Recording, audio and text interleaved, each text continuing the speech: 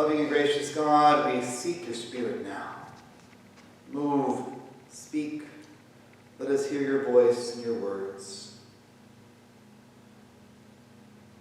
May my words only point to you and reflect what your Spirit says to us this day and this moment in history. We pray it all in your name. Amen. I know I say this a lot, and probably too much, but I love this particular Sunday of the church year. I love Pentecost. Not as much as other major high holy days, not more than Easter or Christmas or even Communion Sunday, with Worldwide Communion Sunday, but I love Pentecost. It's the birthday of the church, after all, that often feels like a bit of a party.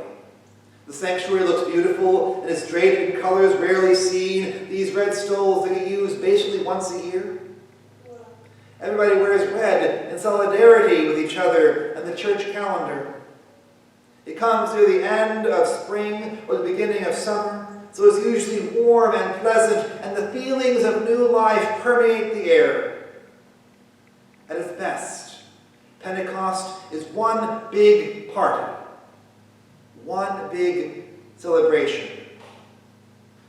But this year I'm not sure I feel like celebrating. This year my heart is heavy as we gather here in our red and remember the Spirit that connects us. This year we're not together, at least not in one space, though we are by the Spirit gathered, unified, even as we're separated. This year, I must admit, I sit in fear and trembling as we as a society begin to reopen. Is it the right time? Are we too early? Are we too late? These questions tumble in my brain on a regular basis because we're facing so much unknown. This year, my heart is heavy because we face an election year that promises to be even messier than usual, even more vitriolic than usual. And especially as a pastor to this congregation who has faithful Democrats and Republicans in its pews, I worry about our nation and our community as we become increasingly polarized around politics. But most of all this year, on this particular morning, my heart is heavy because I can almost smell the smoke burning in our nation. As protests and riots and lootings, both from real protesters and from those just trying to find an excuse to be violent and cause some chaos, as these have ripped open too many of our communities, too many of our cities, and as fires of internal rage and anguish have ripped open the souls of too many of our brothers and sisters of color long before this week. This year, my friends, I don't really quite feel like partying. So instead, on this Pentecost, I want us to look at the other side of the story. That is the Spirit empowering the disciples and calling them out of the upper room, calling us out. There are two parts to the Pentecost story, at least. The first is the party, the beginning of the church. 3,000 people added in one day. And the other side is the reality that until Pentecost, at least in Acts Gospel, the disciples were, by the command of Jesus, still waiting inside when Pentecost arrived. But as the Spirit comes, as that violent wind blows through, as the tongues on fire settle upon them, they're not waiting anymore, but move outside to do the work of the kingdom. The Spirit had empowered them and called them out into the world. On this Pentecost, I want to invite us into that same frame of mind, to ponder and wonder and ask just what kind of work the Spirit is calling us to right now in 2020. And the truth is, there are lots of things we can do, that we're called to do. From the work we do at the food pantry, to work we do with Crop Walk, to work we do with our Sunday school programs and our youth programs. But this morning for this sermon, I want to focus on just one that has been weighing heavily on my heart. And that is opposing and working against systematic racism in the United States of America. The past few weeks have been filled with stories that remind us that racism still exists and that it is deadly to our African American brothers and sisters. This has been true for a long time, of course, but these last few weeks have given us several incidents that should remind all of us in stark terms, that should serve as a reality hitting us with a 2x4. Ahmaud Arbery was murdered by 3 white men in 2 trucks, chased down, hunted like an animal, murdered as he tried to get away. We have, many of us at least, seen the video. And we have felt his family's pain.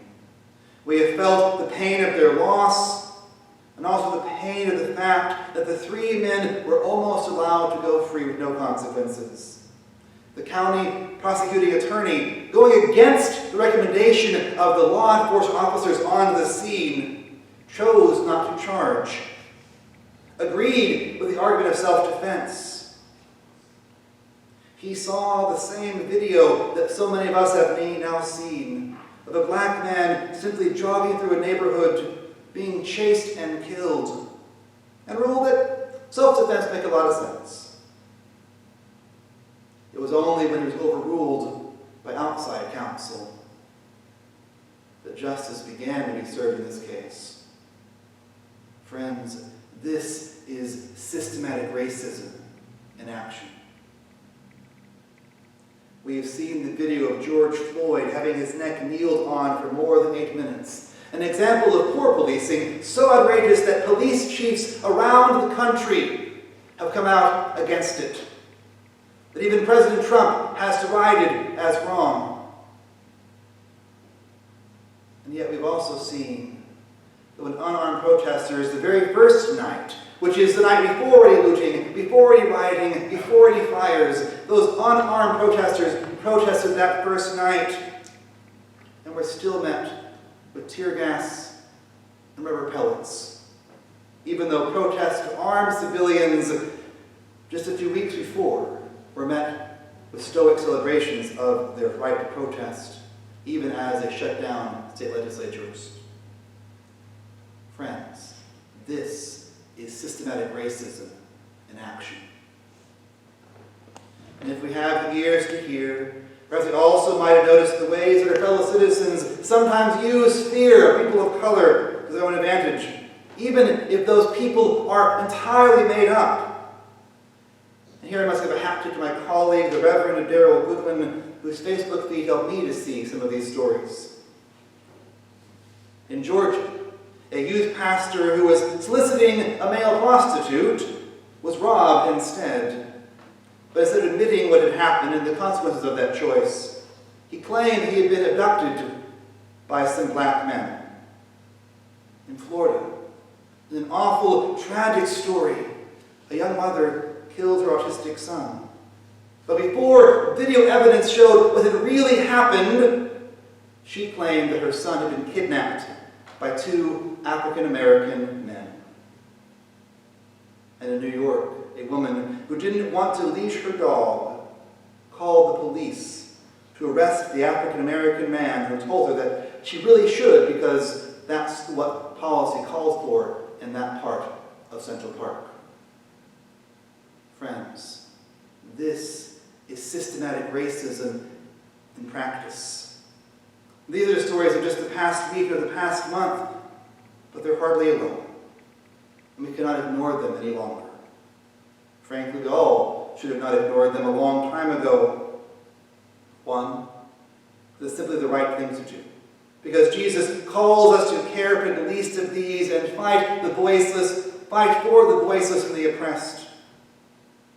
And 2, because this is happening to our brothers and sisters.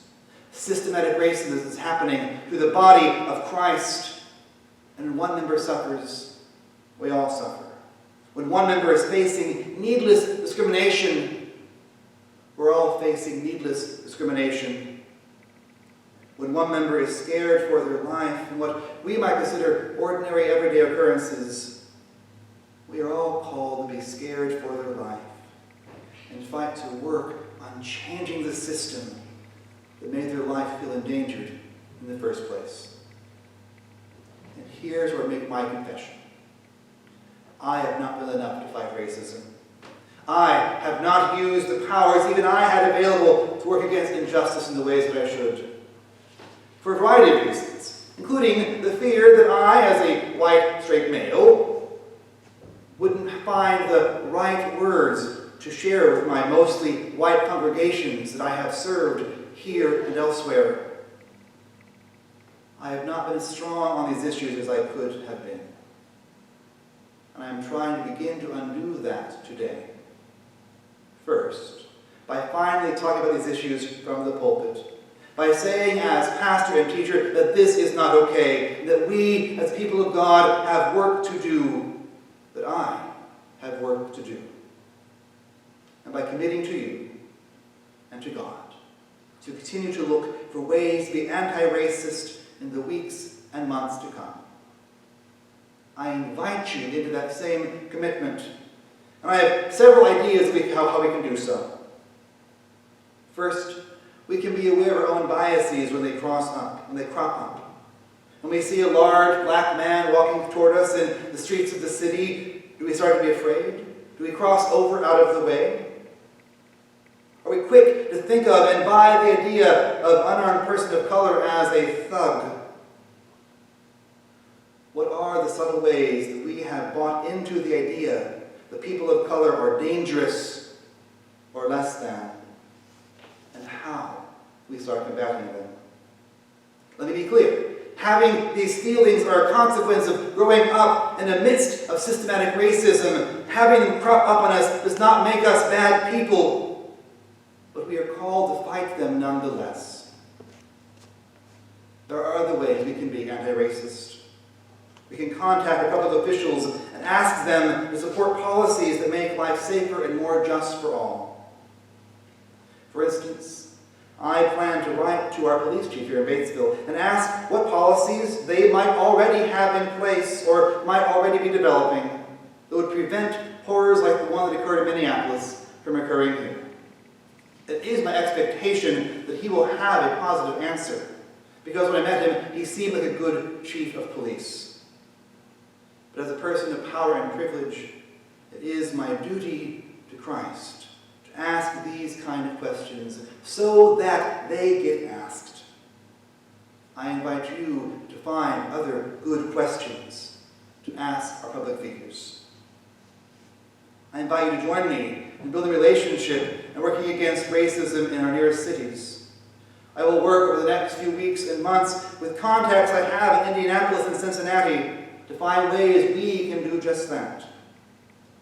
My priority will be to find ways to connect with these communities of color in ways that they will see as a blessing and not a burden, because fighting racism is our job, not theirs.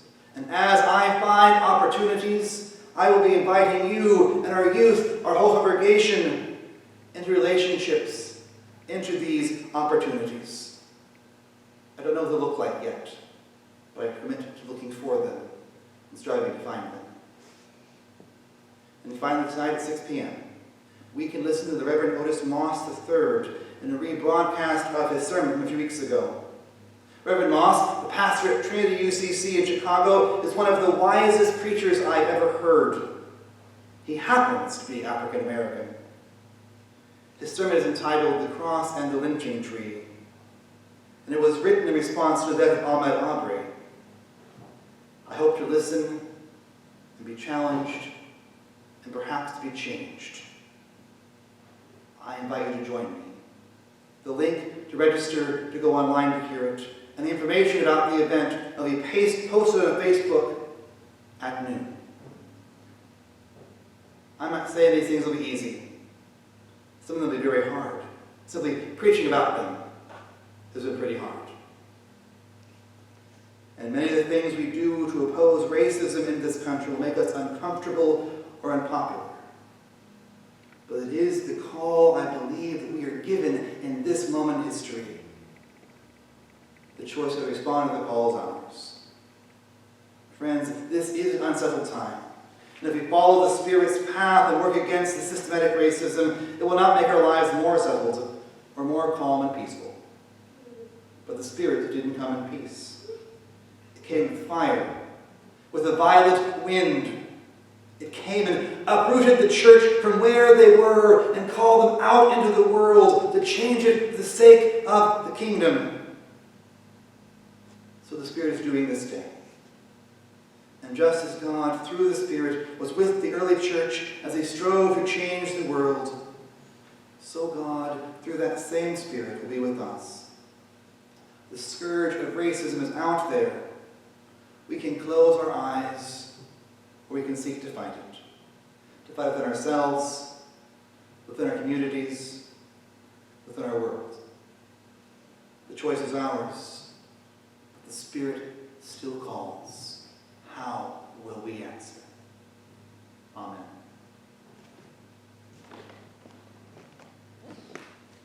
Our song responds